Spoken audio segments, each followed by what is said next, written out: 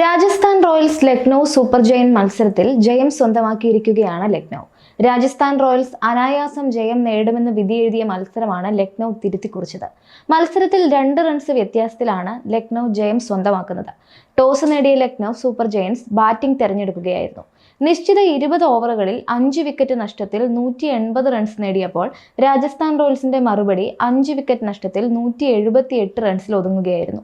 യശസ്വി ജയ്സ്വാളും IPL-ൽ കന്നി അംഗത്തിനിറങ്ങിയ വൈഭവ് സൂര്യവംശിയും മികച്ച പ്രകടനം പുറത്തെടുത്ത് പോരാടിയെങ്കിലും മധ്യനിരയിലെ രാജസ്ഥാന്റെ ബാറ്റർമാർ വീണ്ടും നിരാശാജനകമായ പ്രകടനം കാഴ്ചവെക്കുകയായിരുന്നു. നിതീഷ് റാണയും ഷിംറോൺ ഹെറ്റ്മെയറും റോയൽസ് ആരാധകരെ വീണ്ടും നിരാശപ്പെടുത്തി. അവസാന ഓവറുകളിൽ ബാറ്റിംഗ് വമ്പൻ ഫ്ലോപ്പ് ആവുകയായിരുന്നു. രാജസ്ഥാൻ റോയൽസിന്റെ തുടർച്ചയായ 4ാം തോൽവിയാണ് ഇതോടെ സംഭവിച്ചിരിക്കുന്നത്. സഞ്ജു സാംസന്റെ അഭാവത്തിൽ റിയാൻ പരാഗിന്റെ ക്യാപ്റ്റൻസിയിൽ ഇറങ്ങിയ റോയൽസ് തുടക്കം ഗംഭീരമാക്കിയിരുന്നു. കന്നി അംഗത്തിനിറങ്ങിയ വൈഭവ് അത്ഭുതപ്പെടുത്തുന്ന പ്രകടനം കാഴ്ചവെക്കുകയും ചെയ്തു. ഒരുപക്ഷെ ജയ്സ്വാളും വൈഭവും ഔട്ട് ആയിരുന്നില്ലെങ്കിൽ ജയം റോയൽസിനൊപ്പം ഉണ്ടാകുമായിരുന്നു എന്നാണ് ആരാധകരുടെ പ്രതികരണം. മധ്യനിരയിൽ മാറ്റം സംഭവിച്ചില്ലെങ്കിൽ റോയൽസിന് ഇനി തിരിച്ചുവരവ് ഉണ്ടാകുമോ എന്ന ആശങ്ക ഈ മത്സരം കഴിയുന്നതോടെ ആരാധകരിലും വർദ്ധിച്ചിട്ടുണ്ട്. ഡൽഹി ക്യാപിറ്റൽസിനെതിരെ നടന്ന മത്സരത്തിൽ എന്താണോ സംഭവിച്ചത് അതിന് സമാനമായ പ്രകടനമാണ് രാജസ്ഥാൻ റോയൽസിന്റെ മധ്യനിര ബാറ്റർമാർ ഇത്തവണയും പുറത്തെടുത്തത്. ആദ്യം ഫീൽഡിംഗ് പിഴവുകൾ സംഭവിച്ചെങ്കിലും പിന്നീട് ലക്നൌവിന്റെ ബോളർമാർ കളി തിരിച്ചുപിടിക്കുകയായിരുന്നു. ലക്നൌവിന്റെ ഇമ്പാക്ട് പ്ലെയറായ ആയുഷ് ബഡോണി 50 റൺസ് സ്വന്തമാക്കിയതും ഐഡൻ മാർക്കം 66 റൺസ് സ്വന്തമാക്കിയതും ലക്നൌവിന്റെ വിജയത്തിൽ നിർണായകമായിരുന്നു.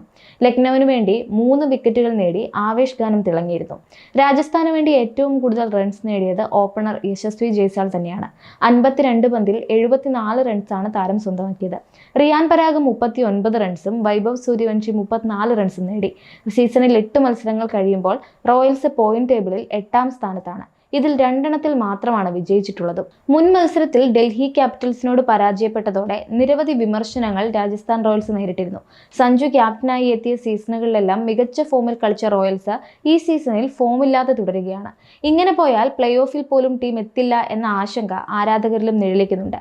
എന്നാൽ ടീമിന് പ്ലേ ഓഫിൽ കടക്കാൻ സാധിക്കും എന്നാണ് പരിശീലകൻ രാഹുൽ ദ്രാവിഡ് കഴിഞ്ഞ മത്സരത്തിന് മുമ്പ് പ്രതികരിച്ചത്. ടീം കഠിനാധ്വാനം ചെയ്യുന്നുണ്ടെന്നും കടന്നുപോകുന്ന സാഹചര്യത്തെക്കുറിച്ച് ബോധവാന്മാരാണെന്നും തങ്ങൾ മെച്ചപ്പെടുത്തേണ്ടതുണ്ടെന്ന് അറിയാം എന്നുമായിരുന്നു ദ്രാവിഡ് പറഞ്ഞത്. ടീമിനിടയിലെ പ്രശ്നങ്ങളും ഇടയ്ക്ക് വലിയ ചർച്ചയായിരുന്നു. ഡൽഹി ക്യാപിറ്റൽസിനെതിരെ സൂപ്പർ ഓവറിലേക്ക് നീണ്ട മത്സരത്തിന് പിന്നാലെയാണ് സമൂഹ മാധ്യമങ്ങളിൽ ഇക്കാര്യങ്ങൾ ചർച്ചയായത്. ഡഗ്ഔട്ടിൽ ദ്രാവിഡ് നടത്തിയ ടീം മീറ്റിംഗിൽ സഞ്ജു സാംസൺ പങ്കെടുക്കാത്ത വീഡിയോ വൈറലായിരുന്നു. സീസണിൽ ആദ്യമായി സമനില വന്നതോടെ സൂപ്പർ ഓവറിലേക്ക് നീണ്ട ആവേശകരമായ മത്സരത്തിൽ ഡൽഹി ക്യാപിറ്റൽസ് ആണ് വിജയിച്ചത്.